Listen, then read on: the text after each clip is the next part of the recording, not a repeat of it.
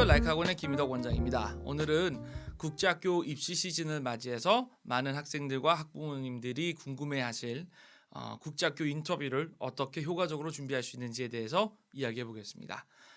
국제학교 면접을 대비하는 데는 세 가지 좋은 방법들이 있는데요. 첫 번째로는 생기부와 자소서를 열심히 공부해서 면밀히 살펴보고 어떠한 평가들이 있는지 또 어떠한 질문 요소들이 있는지 파악해 보는 겁니다. 먼저 생기부부터 시작을 하자면 생기부라는 거는 학교 선생님과 부모님들의 의견이 합쳐진 평가서지요. 그 안에서 이제 아이가 어떠한 봉사를 했고 몇 시간 했고 또 어떠한 액티비티나 어떠한 입상 경력이 있었는지 또 아이의 학업 자세는 어땠는지 이런 평가 기준들을 잘 읽어보면 최소한 서너 문제들을 추려낼 수 있을 거고요. 그러한 생기부의 내용과 자소서의 내용을 비교해 보면 겹치는 부분들이 분명히 발생할 겁니다. 그러면 특히 자소서에 나온 내용은 부모님과 아이가 선택해서 적은 내용이기 때문에 조금 더 면접관들이 면밀히 관찰하게 되는데요. 예를 들어서 아이가 오케스트라에 참여한 적이 있다 또는 바이올린을 연주한다라고 했을 때 우리 학교에도 대부분 국제학교들은 오케스트라를 가지고 있으니까 우리 학교에 와서도 너 이러한 활동을 하고 싶니? 라고 물어볼 수 있잖아요. 그러면 그러한 거에 대한 준비를 한다거나 또 아이가 독서 활동을 꾸준히 해왔으면 좋아했던 책은 무엇이고 어떠한 류의 책을 좋아하는지 읽기만 좋아하는지 쓰기도 좋아하는지 그리고 또 생기부라는 거는 늘 긍정적인 내용만 나오는 건 아니니까 예를 들어서 아이가 학교를 다니는 동안에 독서 활동이 조금 부족한 것 같았다 또는 책을 다양하게 안 읽는다라고 했을 때는 그 학교에서 읽는 책들도 있지만 예를 들어서 국제학교 다니는 경우에는 그 세계 명작 도서들만 읽게 되잖아요. 상대적으로 한국 이야기들은 빈도가 좀 낮게 되는데 가정에서 부모님과 함께 나는 한국 전래동화라든지 한국 이야기들을 또 꾸준히 읽어왔다. 그래서 나름의 다양한 주제의 책들을 다독해 왔다라는 그런 생기부의 내용을 보완하는 그런 답변을 마련하는 것도 좋겠고요.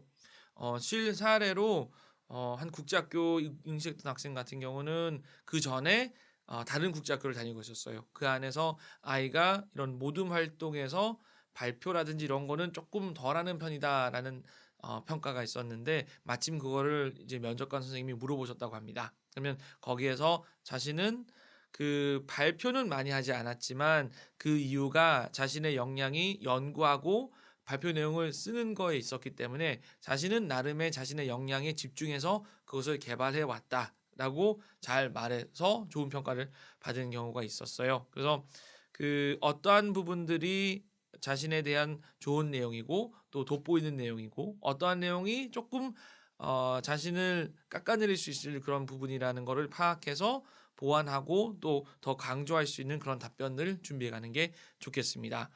생기부와 자소서는 아이의 정체성을 알려주는 좋은 자료이기 때문에 꼭 살펴보셔야 되겠고요.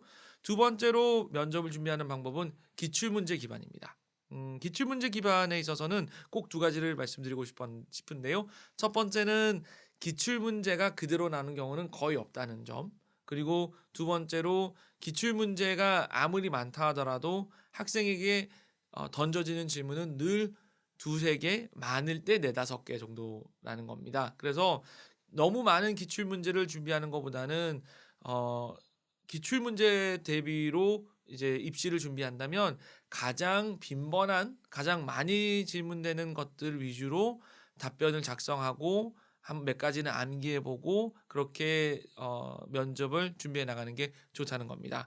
두 번째는 라이크학원 블로그에 오시면 이제 최근 2, 3년 동안 학생들이 어떠한 질문들을 받았는지에 대한 글들이 있으니까 그러한 부분들을 살펴보시고 자신의 답변을 마련해 보는 것도 좋겠습니다.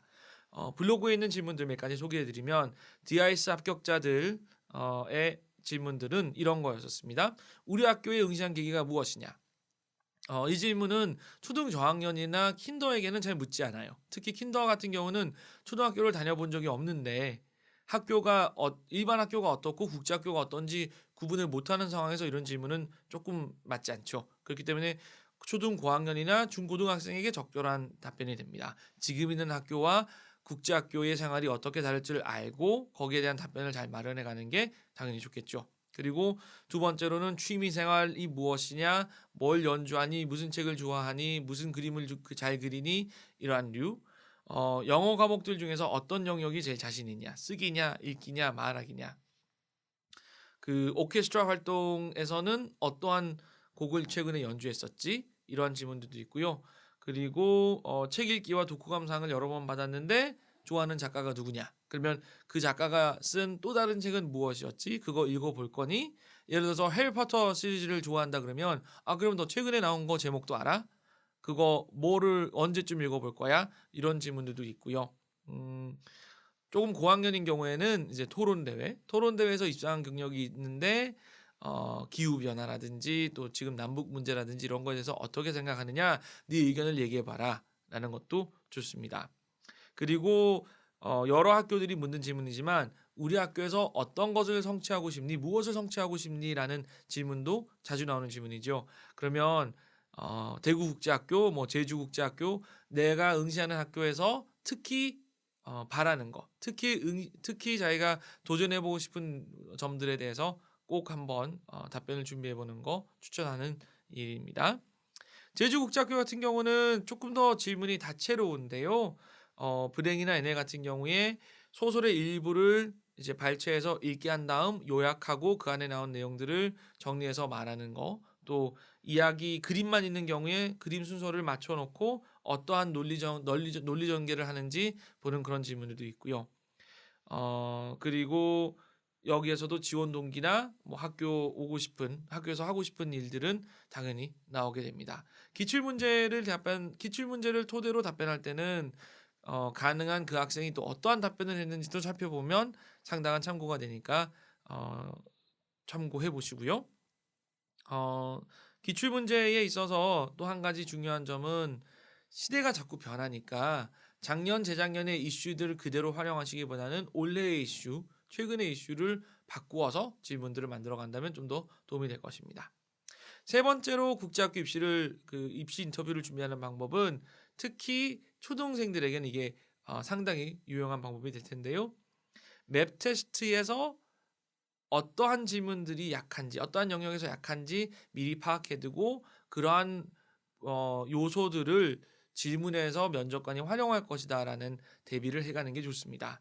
어떤 얘기냐 하면 예를 들어서 대구국제학교 같은 경우는 시험을 치는 상황에 이제 면접관이 뒤에서 아이들이 시험 치는 것을 보게 됩니다. 거기에 나오는 질문을 그대로 물어보는 건 아니지만 예를 들어서 아이가 문법에 특히 약하다면 그 문법 요소를 활용하는 질문들을 하는 경우가 많아요. 예를 들어서 제법 센 국제학교라고 들었는데 질문이 되게 단순하네 라고 생각하는 경우에는 그런 경우가 많습니다. 너 최근에 너 지난번 네 생일 때 생일 파티 했었니? 라고 물어보면 시제를 제대로 활용할 줄 아는 아이인지 보는 질문이거든요. 그러면 그때는 무엇을 했고 또 어떤 기분이었다, 이거를 꾸준히 이제 시제에 맞게 말하는지, 또 조금 어렵게 만들려면 그때 이랬다면 어땠을까 가정법을 넣어서 말을 잘하는지, 비교급을 넣어서 비교급을 올바르게 하는지, then이라고 말하는지, 최상급 할 때 the를 붙이는지, 이러한 부분들을 잘 살펴보고 면접관들이 질문에 활용을 합니다. 그렇기 때문에 그 아이가 맵 테스트를 칠 때 구두점에 약한지 문법 어떤 요소들이 약한지 살펴두시면 부모님께서도 아이가 말하는 내내 요런 거는 문법으로 조금 챙겨주는 게 맞겠다. 문법이 약한 아이일수록 준비된 답변들을 몇 가지 암기해 두면 이러한 상황에서도 잘 살아남을 수 있겠죠. 그래서 그 맵 테스트 취약점을 토대로 질문을 준비하고 또 거기에 맞춘 답변들을 준비해 두는 것도 상당한 효과를 볼 수 있는 대비법이 되겠습니다.